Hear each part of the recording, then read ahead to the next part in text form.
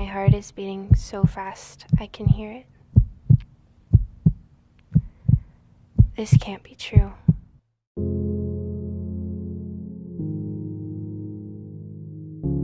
I've ruined my life.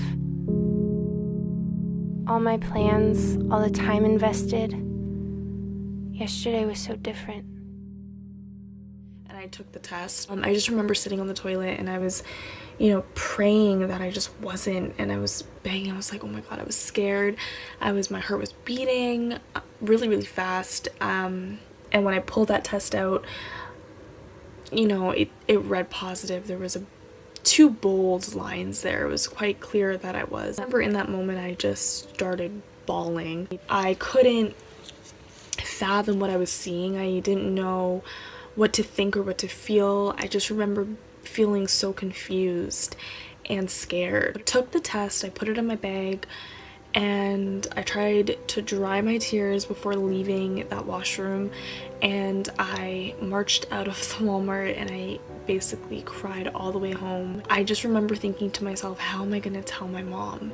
How am I gonna tell my family? How am I going to even tell this guy? At the time, obviously I was so young, I didn't know what love was, but I knew for sure I did not love this guy. I knew that he was my abortion was scheduled for the 29th of May. Yeah, so the day comes, and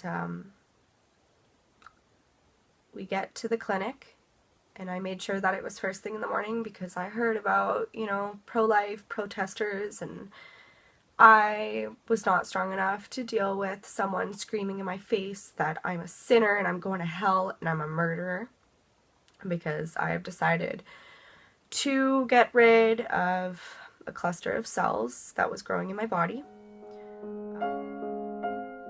The face already has features distinguishable from other babies at the same age. And every day, new features appear that will make this baby's face unique from any other face ever in the history of faces.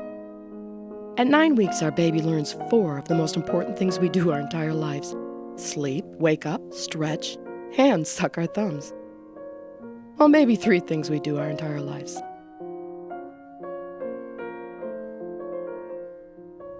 I just didn't think that it would happen to me. I don't know why. I was on and off birth control and then back on. I was taught in school to be responsible. And, so what I knew of sex was what I was taught in school. My parents didn't really talk about it. In the 10th week, some babies get a kick from using the womb like a trampoline.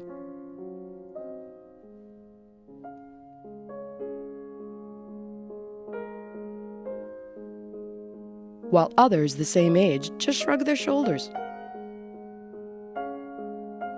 In my mind, her pregnancy was like a disease that needed to be cured. So she asked Nikki if she wanted to go through abortion.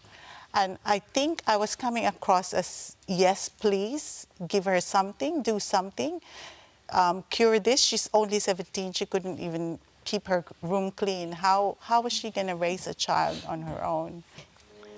And baby's mouth can even open to practice saying, ah, once the itch is gone. My eyes out. I was just crying because I'm like, I don't want to do this.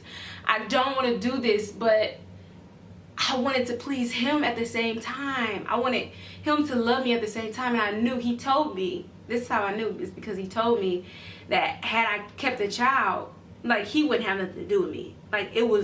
It was over. There was nothing. And so I'm like, so I'm just bawling my eyes out, and I go knock on this place because I wanted somebody to talk me out of it. It's probably just coincidence that this is the same time that baby learns to kick, bend, twist, turn the head, make a fist, and punch. Of course, it's not a baby. It's not going to hurt. It's not a baby. It's not going to hurt it because it's a sack of tissue. It's not going to hurt a sack of tissue. It's not even a baby. And I would say that, and I really believe that. And I actually thought I was helping these women. At 13 weeks, sex organs are more apparent. So is bone structure. And vocal cords are close to fully formed, ready to shout out with the first breath of fresh air. Nauseous. Okay, I need to figure this out. What am I gonna do? And so I decided, okay, I talked to him, and he basically talked me into having an abortion. And so I went online and I looked up abortion clinics in Toronto. Around 4 months, baby can grasp with hands, swim, turn somersaults, and frown. Sex wasn't openly discussed in my house. My mum didn't really want to think that me and my twin sister were doing it. So did you know about contraception? Yeah, I mean, I did, but we were taught abstinence. Being at a Catholic school, we were just told not to do it. And there was a little bit of discussion around other options if you really felt the need that you had to have sex, but there wasn't a lot. So I just relied on my boyfriend at the time, because if I had told my mother, I would have got punished. You say you relied on your boyfriend. Was your boyfriend using contraception? Well, he really told me he didn't think he could have children. So being 15 at the time, I took his word, and we did use contraception, but it was on and off, and there was a lot of the pull-out method type of thing. Think you can't get pregnant from that.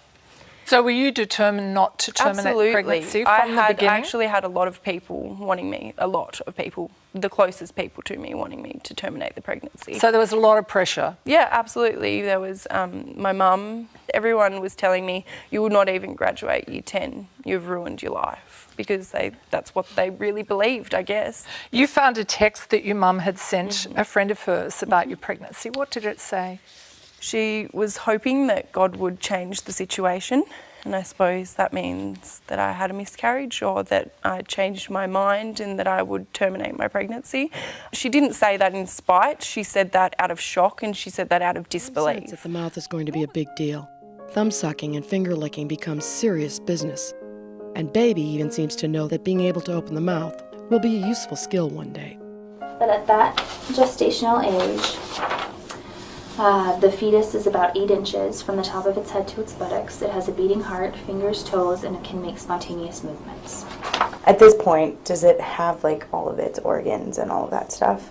Like, is it already fully It's not developed? fully developed. Okay. It doesn't even look like a baby yet. It doesn't? Technically, it has its organs. It has parts, like we all have parts, but it's not done. So, like, does it have a face or like all of that stuff? Or? Yeah, kind of. Okay. Yeah. I mean, it has with Eye teeth are present. And so are eyes. Eyelids do a lot of blinking, even though there's nothing to see.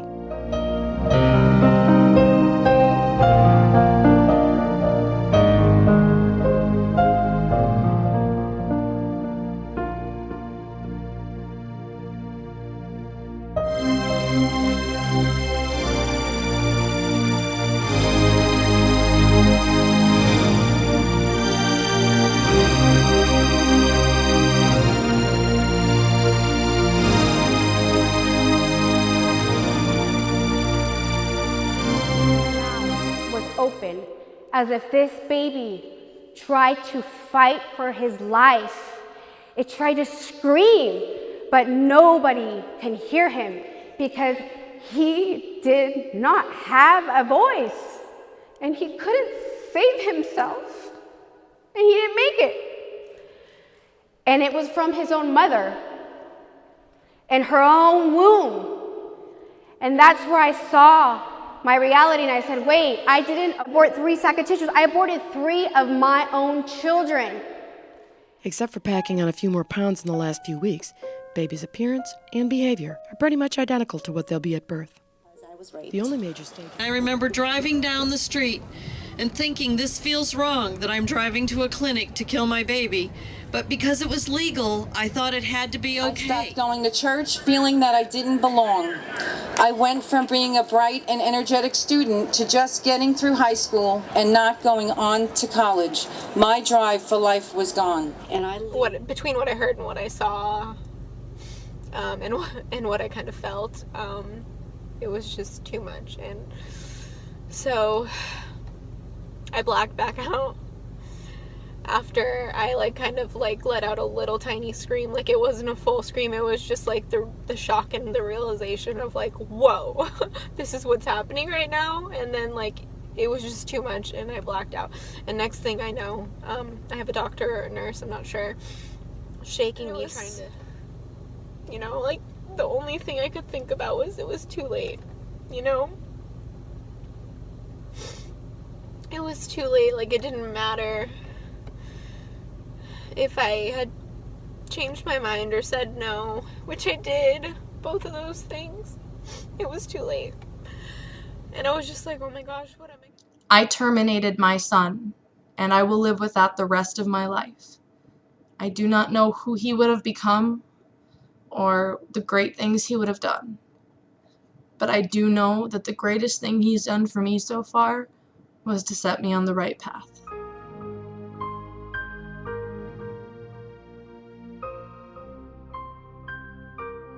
And having my child empowered me because it made me want to be a better person. It made me fight for something.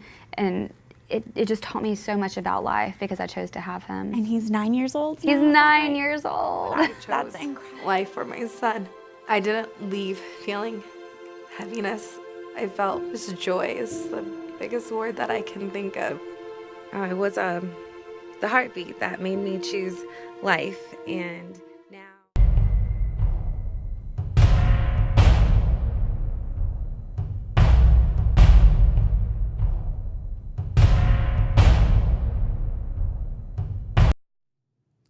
my biological mother was literally forced to abort me. A saline infusion was started for that abortion, and for those of you who aren't aware of what it involves injecting a toxic salt solution into the amniotic fluid surrounding that preborn child in the womb. And the intent of that toxic salt solution is to scald the child to death from the outside in. You can read about it in the medical journals or look at it online, and you can read how children like me are actually called the red-skinned or the candy-apple babies because that toxic salt solution turns the skin bright red as it peels it away and moves internally into the organs. My biological mother's abortion should have been completed within about 72 hours. The child soaks in that toxic salt solution, is scalded to death, and then premature labor is induced with the intention of delivering a deceased child. For some unknown reason, my biological mother's abortion took place over 5 days, 2 days longer than what it even should have. And so I soaked in that toxic salt solution.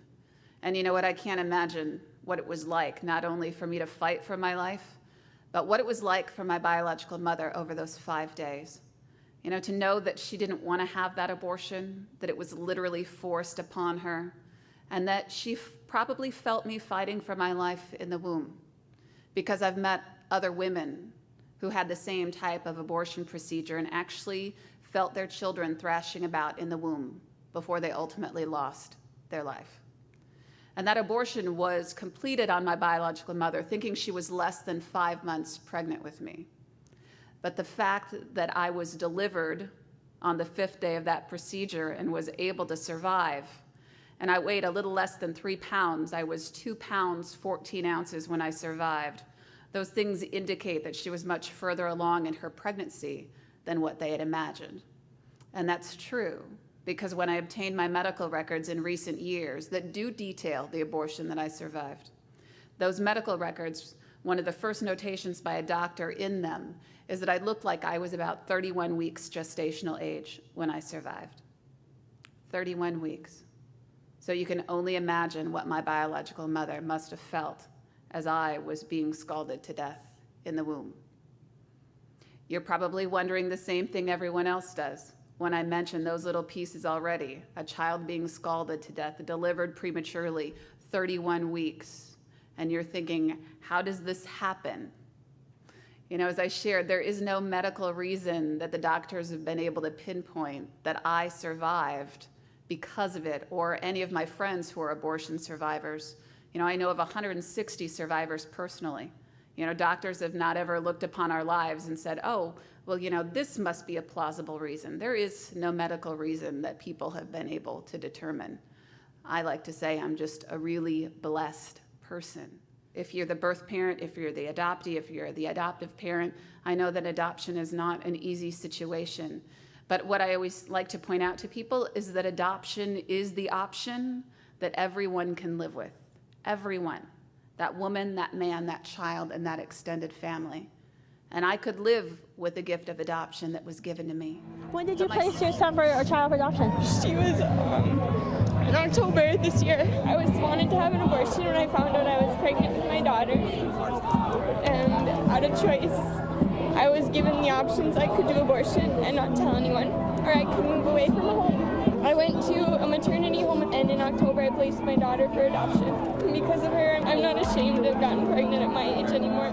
God gave us free will, and although now I've changed my pitch and I don't believe in abortions, every child has the right to a life, and who am I to take that away? I don't care how the child came about. At the end of the day, it is a human being, and there are other methods. If you can't take care of the baby if you're too young, there's always adoption. There's wonderful couples out there that would love to adopt a child. They can't have their own. Tell someone immediately, get some help, do some research, figure out what it's going to take to raise a child. But if you decide to go the abortion route, just be prepared that it's not as easy as it might seem. It's not that you go there, you get a procedure done, you don't have a baby anymore, and that's it. No, you're gonna have some long-term effects. From my mother's womb, you have chosen me.